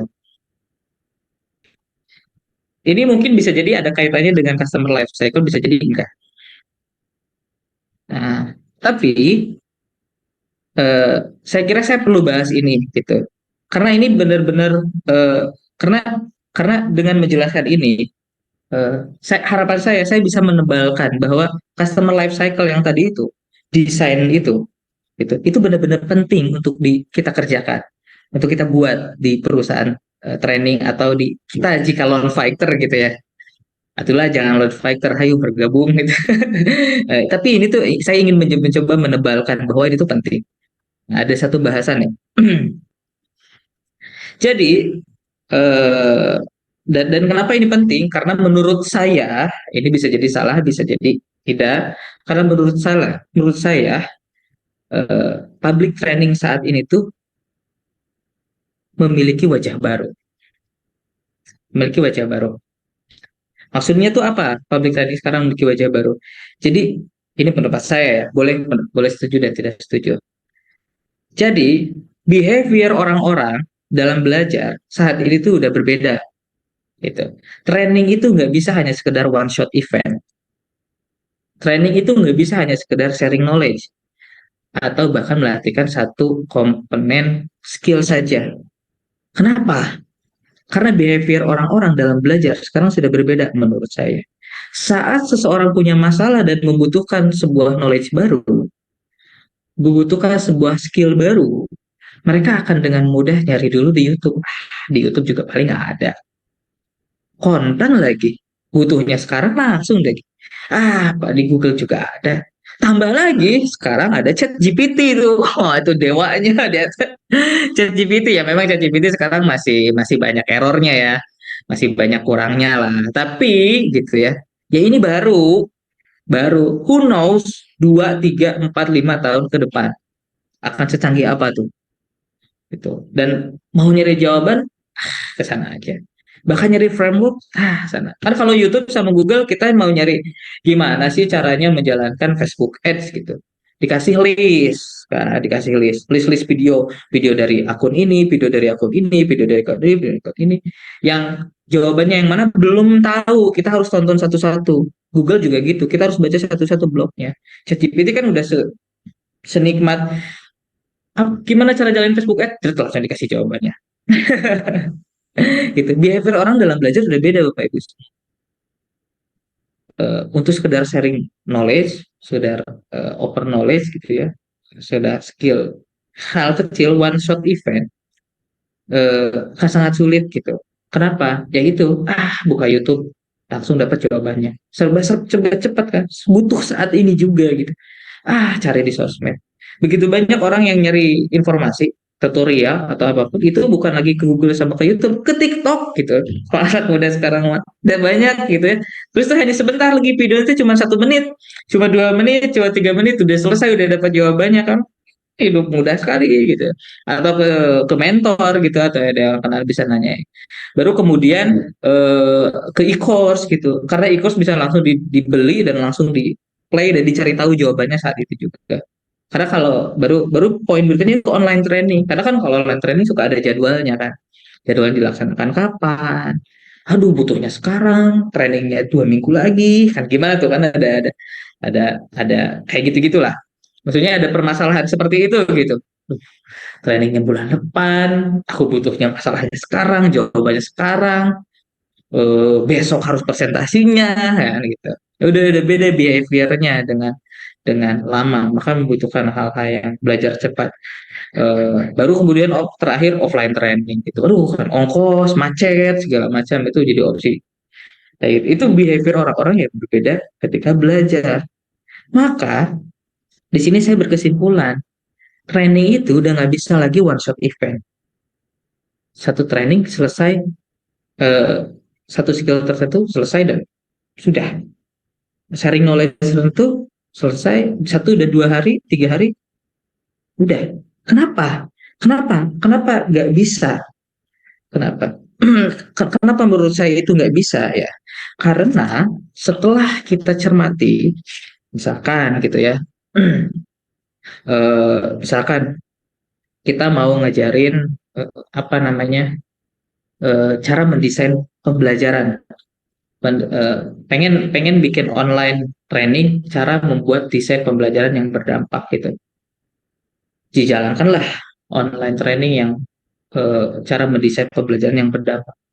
Ternyata udah diajarin, dipraktekin, bisa dilakuin, tapi pas di lapangan ternyata nggak bisa berjalan. Loh kenapa? Ternyata bukan desain trainingnya yang salah, leadernya yang tidak bisa berkontribusi ternyata. Kita menemukan bahwa ternyata itu memang solusi, ya, membuat desain pembelajaran itu memang solusi. Tapi ternyata ada masalah lain gitu loh, yang membuat ini tidak berjalan. Dan ada masalah lain, ada masalah lain, ada masalah lain. Contoh yang lainnya, misalkan adalah eh, apa namanya, harus punya pekerjaan. Oh, ini orang-orang nih, saya pengen ngebantu orang-orang biar dapat pekerjaan. Bantu orang-orang biar dapat pekerjaan. Oh, ternyata untuk bisa dapat pekerjaan itu orang-orang itu butuh skills. Butuh skills. Sekarang mah ijazah nggak penting, skill yang penting. Misalkan kayak gitu. Nah, ajarin skill. Udah beres diajarin skill, udah jago. Pas ternyata ngelamar pekerjaan, kok masih gagal juga. Ternyata nggak sekedar skill pas ditemukan. Iya, harus benar nge-crafting CV-nya. Gitu.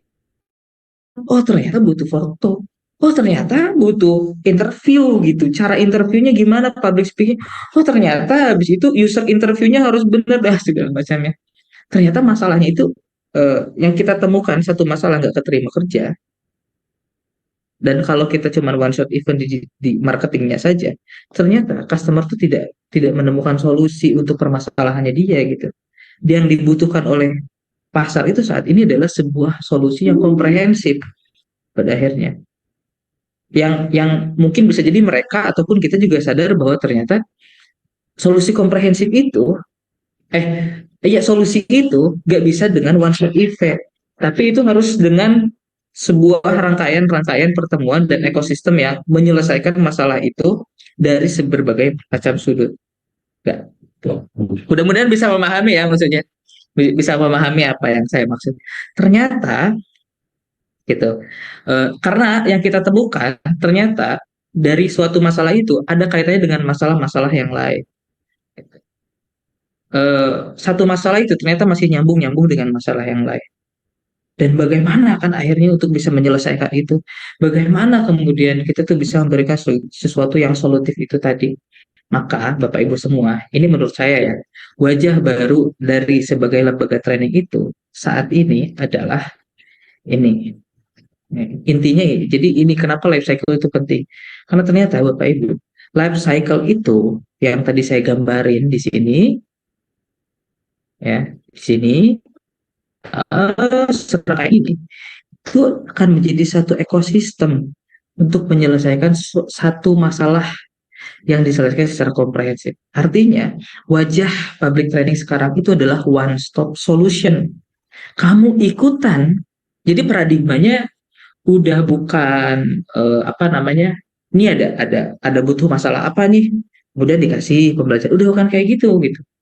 Tapi masuklah kamu ke dalam sebuah ekosistem seperti kayak sekolah ya, sistem sekolah yang mana dari eh, di dalamnya itu setelah kita masuk menjadi seorang peserta atau alumni itu ada sebuah ekosistem yang itu bisa ngebantu berbagai banyak yang bisa ngebantu menyelesaikan masalah kita meskipun masalahnya satu karena tahu masalah itu berkaitan kayak itu.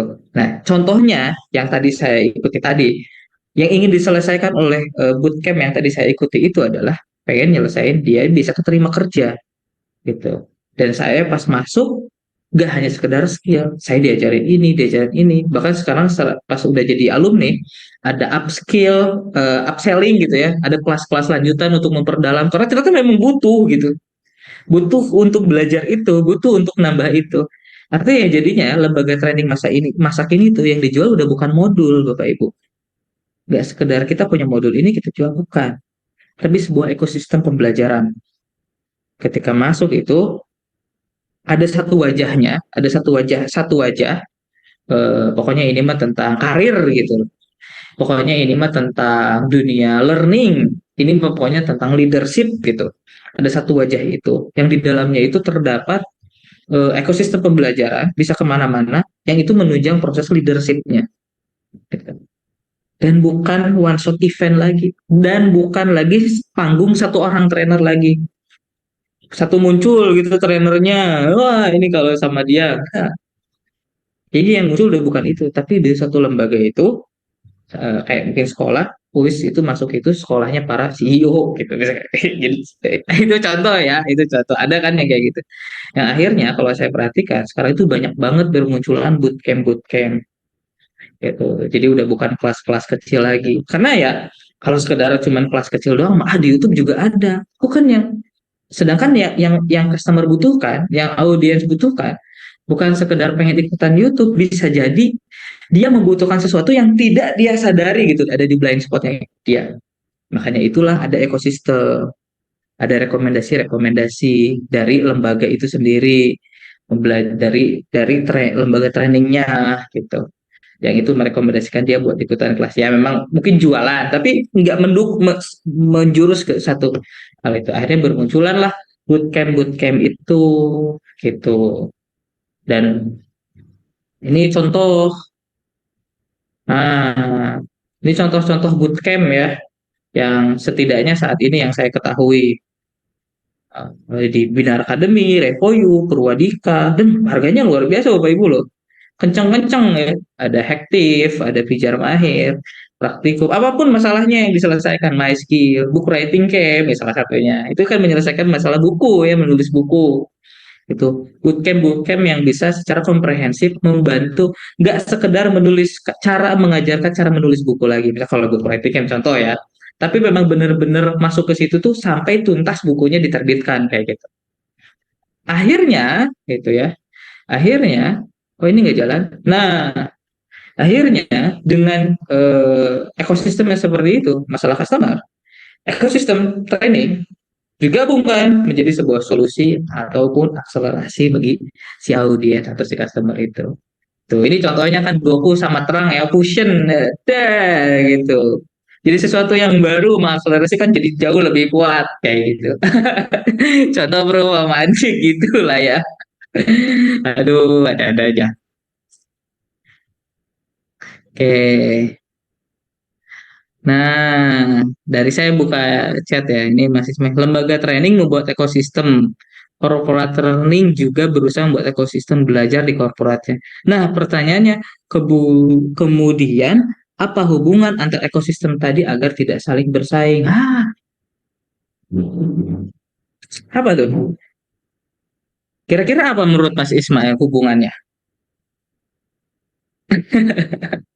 Apa tuh Mas Ismail? Kira-kira Iya, hubungannya iya antara kedua yang tadi justru, tidak justru tidak. itu, Kang Budiana. Jadi mungkin pengalaman aja ya. Saya terakhir tuh ikut ikut pelatihan di dua. Mereka sih nggak bilang lembaga training, malah mereka memang startnya dari awal society gitu ya. Yang satu society, yang satu Mm-mm. komunitas gitu. Dua-duanya akhirnya memang tadi full dengan aktivitas justru justru pasca trainingnya gitu. Keduanya lebih artinya gini, kegiatan training itu memang hanya mereka jadikan sebagai pintu masuk gitu. Kegiatan Hmm. pasca trainingnya justru yang lebih daging sebetulnya bahkan gitu ya dibandingkan kegiatan Hmm. trainingnya. Nah, cuman ini tuh bener-bener ya dalam tanda kutip full gitu kegiatannya. Ada yang tiap pekan, ada yang macam-macam lah gitu ya. Bahkan nih kalau yang sifatnya society itu mereka bikin pengurus lagi. Jadi alumni itu nanti ada pengurusnya, chapter ini ada pengurusnya segala macam gitu. Iya. Jadi bener-bener bener-bener jadi apa ya? Yang alumninya sendiri tuh jadi ya karena memang mereka men-state dirinya sebagai society gitu ya. Jadi ada Hmm. pengurusnya, alumni itu jadi bisa jadi pengurus di dalam society itu gitu. Nah, kemarin kan kita juga bahas bahwa si learning corporate learning gitu ya. Itu kan mereka juga ingin membuat learning ecosystem gitu kan di dalam korporatnya karena sudah tidak bisa lagi kalau cuman sekedar program learning gitu. Nah, akhirnya kan Iya. saya kebayang gitu. Ini saya ikutan training ini ekosistemnya ini jadi di sini apa aktif di sini seminggu sekali udah ada jadi pengurus misalnya gitu kan di sebelah sana juga belajar juga mungkin pekanan juga gitu kan mungkin sebagian juga ngurusin segala macam di korporatnya ikut lagi dan segala macam. Ini ini bisa jadi apa ya? Ya mungkin awal-awal nggak tahu apa namanya ini dugaan aja gitu ya. Awal-awal seru sih gitu ya. Komunitas sana, komunitas sini, komunitas sana. Cuman kan at the end of the day ya mungkin sebagian orang itu menua gitu kan dan dengan dia menua energinya berkurang gitu kan dan kesibukannya juga yang ya akan lebih banyak fokus kepada pekerjaan lah tentu yang menghasilkan uang gitu kan. Nah, sementara ini Hmm. komunitas-komunitas belajar ini kan ya tadi gitu ya. Memang mendevelop diri, cuman kan apakah itu nantinya akan menjadi sebuah prioritas ataukah lama-lama juga nanti orang-orang lama-lama jadi jenuh juga gitu. Hmm. Kan jadi jenuh juga takutnya apalagi dengan kebanyakan komunitas ini gitu. Makanya pertanyaan nakal saya adalah uh, kalau tadinya semuanya hanya berupa program, ya program itu one kick, one kick, one kick gitu ya. Hmm. Oke, sekarang semuanya bergerak ke arah komunitas supaya learningnya lebih jadi experience learning, bukan cuma learning program. Nah, tapi kalau semuanya membangun experience, semuanya pasti akan membutuhkan waktu kan, takes time gitu kan.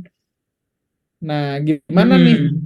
Jangan sampai nanti ya mungkin di awal-awal ini semangat, semangat, semangat, semangat, ujung-ujungnya nanti jenuh pada titik jenuh, akhirnya malah meninggalkan itu semua, leave it semua gitu. Capek udah gitu komunitas mulu gitu ya. Takutnya mudah-mudahan sih enggak. Makanya pertanyaan saya, gimana nih si sinkronisasi antara corporate learning dengan LPK yang bikin ekosistem. LPK pun nggak satu gitu kan. Nanti ada Iya, lembaga betul. kan ini punya ekosistem, ini punya ekosistem, punya ekosistem. Betul. Udah kebayang tuh kalau sananya misalnya ikut 5 pelatihan aja 5 ekosistem aktif semua plus di kantornya, wah mumet udah. Itu bisa tiap hari. Ya ini pertanyaan nakal aja Kak Budiana. Menarik, menarik Mas Ismail. Terima kasih banyak untuk pertanyaan menggelitiknya. Ini menurut saya ya, menurut saya. Tapi kan pada akhirnya yang mengikuti itu kan orang dewasa ya. Maksudnya eh, apa? Pada akhirnya memang akan selalu ada yang ditinggalkan dan ada selalu yang bertahan. Pada akhirnya kan eh, apa ya? Adu-aduan, tapi bagus sih. Ya adu-aduan manfaat gitu. Kalau dulu mah adu-aduan, wah ini siapa nih trainingnya yang paling bagus, desainnya yang paling apalah gitu dirasakan manfaatnya yang bagus ya. Nanti akhirnya juga ekosistem mana yang paling dirasakan manfaatnya. Karena itu saya kira akan ekosistem itu akan tetap dicari gitu ya, akan tetap didapetin tergantung orang-orang yang bisa ya tergantung orang itu mendapatkan manfaat atau tidak. Salah satunya adalah learning talks ini misalkan. Ya ini juga sebenarnya mas sesederhana ya pertemuan rutin aja kan setiap minggu malam. Tapi ada bapak ibu yang bertahan gitu ya, meskipun kita udah jalan 3 tahun ya, bertahan karena mungkin dirasakan manfaatnya. Ada yang kemudian secara tersendirinya tersisihkan dan mencoba mencari hal yang lain. Tapi selain dari itu, kalau menurut saya dengan dunia yang sekarang itu jadinya bakal andragogi banget gitu. Artinya belajar sesuatu yang memang untuk menyelesaikan masalah yang sedang dihadapinya. Ini akhirnya tuh kalau mau belajar tuh nyari-nyari mana pelajaran yang dia ekosistemnya berada di ekosistem yang sama, tapi kemudian di ekosistem yang satu yang dia rasa manfaatnya. Kalau selalu belajar itu kan nantinya bisa kemana aja yang dia pilih, kira-kira mana nih yang paling di saat ini aku lagi butuh ilmu apa gitu, andragogi banget karena aku lagi punya masalah apa, yang mana itu tuh kan udah bisa didapetin di e-course, di YouTube, di ChatGPT gitu. Gitu ya. Kenapa tadi yang saya sampaikan? Kenapa jadinya tuh ke ekosistem ini? Karena ya begitu. Setidaknya itu menurut saya. Nggak tahu tuh kalau menurut yang lain.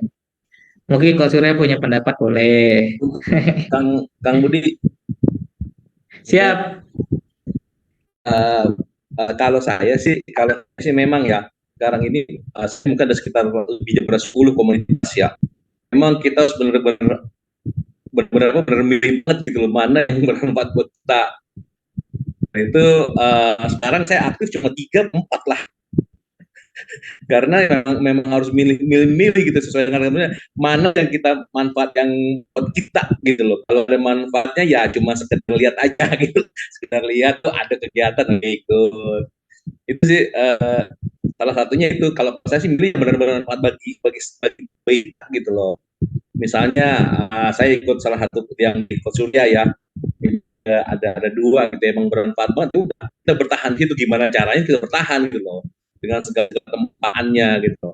Dan satu lagi ya saya juga ikut satu ya memang memang itu berharian banget, ya udah mau ya ikutin terus, mau diapain juga ya karena kita bermanfaat bagi kita ya ikutin sampai, kalau bahasa saya memang tidak penghabisan, kita ikutin sampai selesai, mau tahu ujungnya di mana gitu. Gitu sih Kang Mulyana. Yes, terima kasih banyak Pak Rahman udah sharing. Ya kan akhirnya juga memilih-pilih ya mana yang kira-kira di benar-benar itu dirasa bermanfaat dan untuk saya pertahankan gitu. Pada akhirnya ya beregenerasi memilih. Tapi satu hal yang pasti yang ingin saya tebalkan sebenarnya adalah Bapak Ibu semua, eh, artinya ya sepenting itu gitu loh customer life cycle itu. Karena bukan sepenting itu ya. Kalau menurut saya, pada akhirnya one shot event training yang kecil-kecilan itu ya akan ya ditinggalkan. Kenapa ditinggalkan? Ya karena orang bukan lagi mencari eh, soal apa namanya soal ini nih trainingnya bagus nih, ini nih bukan, karena itu mah udah bisa didapetin di mana aja gitu, ada Udemy, ada Coursera, ada YouTube, ada Google, ada ChatGPT nanti mah gitu ya. Yang bisa langsung ngasih jawaban instan kayak gitu. Apa yang harus kalian pelajari gitu. Atau mungkin bahkan kita bisa nanyain ke ChatGPT, saya sedang masalah ini, apa yang harus saya pelajari? Tetetetet dikasih list trainingnya gitu. Tapi kan untuk akhirnya makin sulit kan untuk bisa, kalau hanya sekedar one shot event itu untuk jualan tuh makin sulit. Maka kita harus ngebangun ekosistem, harus mengelola, membuat cycle tadi, customer cycle tadi, mengelola mereka, menjadikan mereka sebuah komunitas. Bagaimana mereka bisa tumbuh, mendapatkan manfaatnya sehingga mereka mau merekomendasikan ke yang lain, mengajak yang lain ikut masuk, sehingga bisnis kita bisa sustain, terus bertumbuh, terus berputar, jadi growth gitu. Kayak gitu. That's kenapa customer life cycle itu penting sekali. begitu. So, ini kita udah bahas tentang customer relationship management ya tadi. Terus kemudian tadi cara desainnya yang 5 poin tadi dan ya apa namanya life cycle itu menjadi ekosistem yang solutif dan komprehensif dan itulah sepenting itu gitu. Kalau memang harus mau sustain karena perkembangannya yang terus berubah lah, perkembangannya yang terus bergulir kayak gitu. Eh, ini quote dari Babang Simon Sinek. Playing the infinite game of business requires an infinite mindset in order to succeed. Gitu. Katanya gitu. Yang mana intinya uh, saat kita berpikir think like a businessman tadi, berpikir untuk gimana caranya bisnis training kita itu sustain, bisa terus bergulir dan growth. Itu kan artinya sesuatu yang tidak ada ujungnya. Itu sebuah infinite game gitu. Kalau kata Babang Simon ya.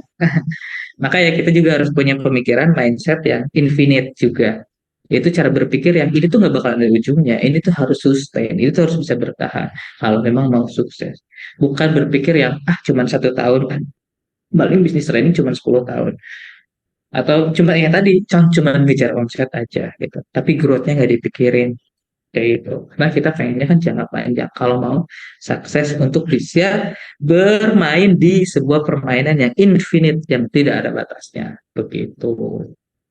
Sekian, saya Budiana Dwinata. Terima kasih banyak. Itu nomor WA saya, itu LinkedIn saya, itu email saya. Let's do matching work. Kalau ada sesuatu yang mau ditanyakan, just call me. Terima kasih banyak. Assalamualaikum warahmatullahi wabarakatuh. Yeay. Asik. Ini Mas Isma. Jangan-jangan nantinya ada yang menampung semua komunitas. Kalau di e-commerce ada Tokopedia, bisa jadi nanti ada Learningpedia. Kenapa Mas Ismail tidak membuat itu? Itu kan namanya Coursera ya. Bikin. Bikin Mas Ismail. Yuk bikin yuk. Ayo. Ya, takut. Yes.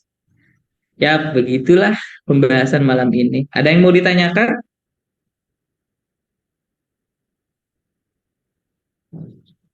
Satu mungkin komentar ya. Komentar nanya apalah namanya. Jadi Siap.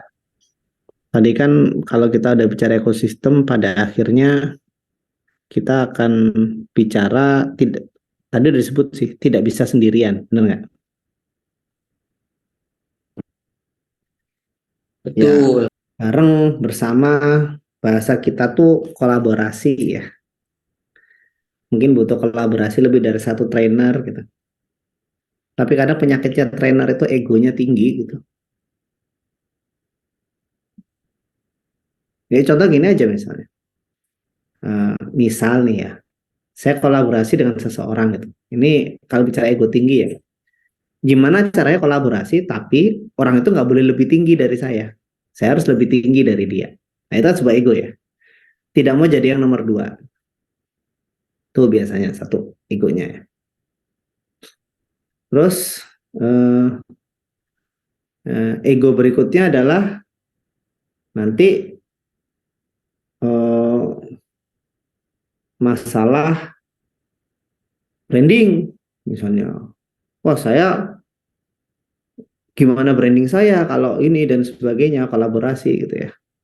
Belum lagi hal-hal yang sebenarnya remeh-temeh misalnya soal perjanjian gitu ya.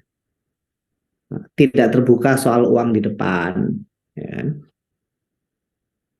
Artinya konsep kolaborasi bagi trainer itu secara teori mudah, tapi di lapangan menjadi sulit saat sudah bertemu dengan ego ini gitu. Ini sih peringatan buat kita semua ya. Benar ya? Peringatan buat kita semua. Kenapa saya bisa bilang bahwa ego ini menjadi satu tantangan? Karena saya sendiri melihat sangat banyak trainer-trainer di lapangan yang susah punya tim trainer, benar nggak? Jadi banyaknya, saya udah sering bahas tuh di status Facebook, lone fighter. Ya. Banyak yang nanya ke saya, Sur gimana caranya bangun tim trainer gitu. Jawaban saya biasanya satu, kalau kamu merasa kalau timmu nggak boleh lebih tinggi dari kamu nggak akan bisa bangun tim trainer gitu. Jadi eh, saat kita ingin membangun kolaborasi, perhatikan betul satu hal ini. Udahlah, saya tuh ngajak teman-teman trainer ya, nggak usah mikirin branding lah. Saya harus lebih tinggi, nggak usah mikirin ini loh, sindrom artis kadang-kadang trainer tuh. Harus yang paling artis, nggak usah mikirin gitu-gitulah. Kita pikirin aja apa yang bisa kita perbuat buat pasar kita. Kalau memang kolaborasi itu bisa menghadirkan value yang bagus, ayo dilakukan gitu. Nggak usah lomba-lomba jadi yang paling artis gitu. Itu baru yang disampaikan Kang Budiana ini bisa terlaksana. Tapi kalau ada yang tidak mau, misalnya, udahlah enggak, saya mau lone fighter aja. Yang disampaikan Kang Budiana ini ada benernya. Maksudnya apa? Kalau kita cuma lone fighter, tidak membangun kolaborasi misalnya, dan tidak membangun yang namanya ekosistem, kita akan tergerus oleh zaman. Kenapa? Karena kemampuan kita akan terbatas. Tadi kan one stop solution. One stop solution itu, coba aja. Mau kita semangat pakai motivasi kayak apapun, kalau mau menghadirkan one stop solution, nggak akan bisa ditangani sendiri. Benar nggak? Sekuat-kuatnya kita, tepar kita. Jadi menghadirkan one stop solution itu harus bareng. Mau sendirian nggak bisa. Udah percayalah. Nggak bisa. Artinya kalau kita cuma mau sendirian, nggak akan terjadi tuh one stop solution.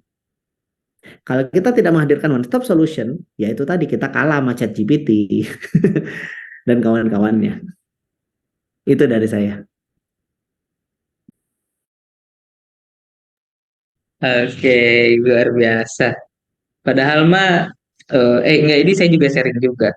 Ada pembahasan menarik itu dari suatu buku ya yang pernah saya baca, judulnya Why Training Fails, karya Surya Krisnanda kalau nggak salah. Itu bukunya berwarna merah. Itu buku apa sih? Buku apa tuh? Aduh. Ih, keren banget itu.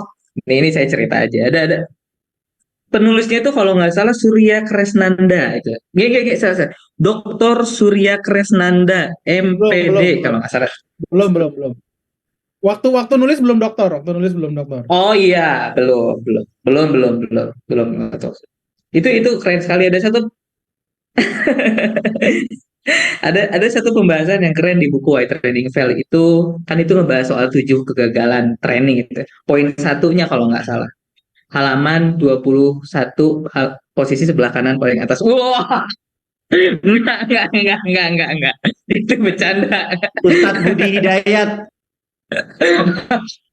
Nah, itu bercanda. Poin satunya kalau nggak salah, kegagalan training itu dikatakan gagal ketika seorang trainer itu bukan berfokus pada audiens, melainkan fokus pada diri sendiri, gitu katanya. Ya benar nggak? Itu siapa tahu yang lagi ada buka bukunya itu. Jadi ketika dia trainer itu berfokus pada dirinya, yang tadi kayak Coach Surya, branding lah, gitu. Gak boleh lebih dari itu, berarti kan ya trainingnya ya untuk diri sendiri, bukan untuk memberikan sebuah solusi terhadap audiens atau orang-orang. Padahal, aduh, pekerjaan training itu adalah suatu pekerjaan yang mulia, Bapak Ibu semua. Gitu ya, itu ngebantu orang, memberikan kehidupan orang lain menjadi lebih bermanfaat gitu. Wah, keren sekali. Gitu. Thank you banget Coach Surya untuk tambahannya. Mantap, luar biasa. Wejangan-wejangannya. Ada lagi mungkin Kemudian sebelum kita akhir? anggapin Siap, boleh ya, karena boleh. ya menarik sih tadi Coach Surya bilang mempersatukan antar trainer ini cukup susah gitu ya. Kenapa? Karena semua ngerasa ngartis gitu ya. Memanggungkan artis dalam satu panggung itu kan susah gitu ya. Walaupun ternyata kalau artis sudah bisa ya, multi artis itu sudah bisa nggak manggung di satu panggung, brandnya bikin sendiri gitu kan. Saya komen karena nggak tahu deh konsisten apa tidak ya. Baru saja saya berhasil, bukan saya lah. Jadi kita bikin satu training yang itu menggabungkan beberapa orang yang cukup pengalaman gitu, trainer-trainer pengalaman dari beberapa LPK. Setidaknya ada 1, 2, 3 sampai 4 lah. Sampai 5 LPK kita gabungin di satu training bareng gitu ya kemarin. Baru aja beberapa hari yang lalu. Itu menariknya, itu memang semua berbagi peran dan ya tadi mayoritas itu kebetulan yang paling junior saya gitu ya. Jadi mayoritas itu adalah ya udah deh bantuin si Mail gitu. Kebetulan kita punya background yang sama, pernah aktif di satu masjid di Bandung. Udah that's it gitu ya. Udah bantuin si Mail. Dan menariknya semua memang harus menjaga diri, menjaga ego, menjaga perannya masing-masing gitu. Ada yang bertugas jadi A ya sudah di A saja, di B saja, saling menjaga, saling berbagi peran. Bahkan ada yang training desainernya itu tidak keluar sama sekali, tidak muncul sama sekali, benar-benar tidak muncul sama sekali. Padahal hadir di lokasi acara ya, hadir di lokasi acara, tapi nggak keluar sama sekali, menahan diri untuk tidak keluar sama sekali. Ya tadi gitu ya. Saya melihat para senior-senior ini tuh punya kalau saya bisa bilang tuh abundance mentality gitu ya. Jadi mereka sudah tidak lagi mencari ketenaran, mencari keartisannya gitu. Ya sudah, memang ada training ya udah bantuin, ya udah kita ngisi bareng yuk, jalan aja. Itu jalan. Dan ya alhamdulillah kalau saya boleh GR, alhamdulillah sukses gitu acaranya. Ya tadi memang mentalnya mesti mental abundance mentality gitu ya. Masalahnya ya mungkin saya trainer-trainer yang baru gitu ya, yang kacangan ini yang lagi ngorbit gitu kan. Ini yang ya mungkin bisa jadi kita berat di situ gitu. Masih pengen ngartis, masih pengen manggung, masih senang megang mic gitu ya. Padahal di satu momen itu kita bisa loh, nggak harus muncul gitu. Dan kita berperan sentral gitu. Nggak mesti loh namanya tenar gitu kan. Nah mungkin itu yang mungkin masih jadi penyakitan buat trainer-trainer baru lah macam saya lah gitu ya. Nggak jauh-jauh deh macam saya aja gitu. Nah kita harus mencontoh senior-senior ini yang mereka udah punya abundance mentality. Mereka tuh udah jadi trainer tuh ya sudah lah memberikan manfaat. Sudah ayo saya mau pakai bendera manapun ayo jalan deh kita bantuin deh. Ya tadi persis kata Kang Surya dan itu bisa. Kemarin saya menggabungkan 4 lembaga pelatihan, 4 senior, 4 sampai 5 senior dari lembaga pelatihan ngegabung jadi satu, brandingnya dari branding baru jalan gitu. Ya berbekal itu abundance mentality. Mereka sudah merasa berlebih lah. Nggak perlu lagi mencari ketenaran, keartisan, kepanggungan, kemikan gitu-gitu. Ketepok tanganan. Gitu. Thank you. Luar biasa, Masya Allah. Tepuk tangan untuk kita semua. Semoga eh, semoga Bapak Ibu semua yang saat ini berprofesi sebagai trainer ataupun memiliki bisnis lembaga training dapat memberikan solusi yang komprehensif dan dicintai, ya, mengubah bahkan berdampak terhadap target-target audiensnya, sehingga berfokusnya pada pertumbuhan ya dari target-target audiens itu. Amin. Dihindarilah dari pertepuk tanganan gitu ya, per mental tepuk tanganan tadi, per mental artisan tadi. Luar biasa. Terima kasih tepuk tangan sekali lagi buat kita semua. Alhamdulillah. Eh, saya akhiri, tapi sebelum akhiri kita foto bareng dulu deh. Kita foto bareng dulu dong, boleh on cam. Iya. Saya buat ngartis. Buat ngartis. Buat kenang-kenangan, buat ngartis. Jadi tolong dibuka dulu kameranya. Siap. Oke. Gayanya bebas ya. Gayanya bebas. Saya foto 1, 2, 3. Tahan. Tahan. Oke, terima kasih sekali lagi tepuk tangan untuk kita semua. Saya Budi Dwinata, pamit undur diri. Assalamualaikum warahmatullahi wabarakatuh. Makasih Mas Budiana, luar biasa. Sama-sama. Sampai jumpa pekan depan. izin live. Sama-sama, mari.